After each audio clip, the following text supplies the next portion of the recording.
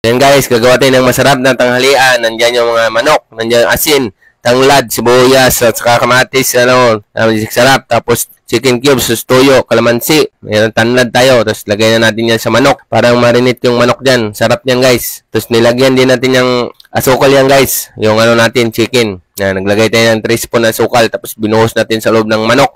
Para masarap guys. Tapos lamasin nyo lang ng konti yan guys. Ang sarap. Tapos lagay na natin yung mga palaman niya. Yung tanglad. Tapos natin. Tapos siling Tapos tatalian natin magic sarap. Tatalian din natin ng yan. Tanglad na dahon. Yan para kung nagtali ng kalabaw. Kalami lagyan natin rock salt. Tapos paminta. Yan, ganun ka simple maggawa ng masarap na ulam natin na tanghalian. Tapos lagyan ng paminta sa ibabaw para Tapos lagyan natin sa oven yan. Hintayin na mga 2 hours natin yan guys, niluto ko. So, yan na. Charot na, nandyan na. 2 hours natin ginawa. Tapos yung sauce niyan guys, gagawin natin yan. Gagawin natin ng parang gravy siya. Yan ang sarap ng manok. Ang bango niyan guys, sobra. Sobrang sarap niyan. Tapos gagawa tayo ng yung sauce niya, gagawin natin yan. Tapos lagyan natin chicken cubes. Tapos yung sauce niyang iba, tapos lagyan natin cornstarch yan. Tapos lagyan natin ng tubig para may sauce tayo lapot ng sabaw na ang natin. Sausawan natin sa manok. Putz, kalamian galapot-lapot good kayo.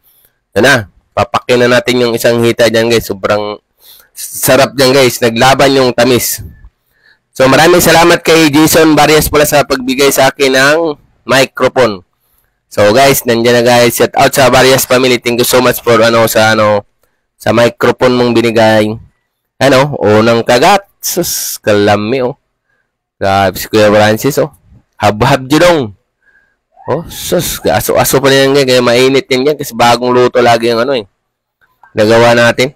Yan Saka huwag niyong kalimutan guys, i-follow niyo aking page. Kung nasayahan kayo sa video, huwag kalimutan mag-share and follow.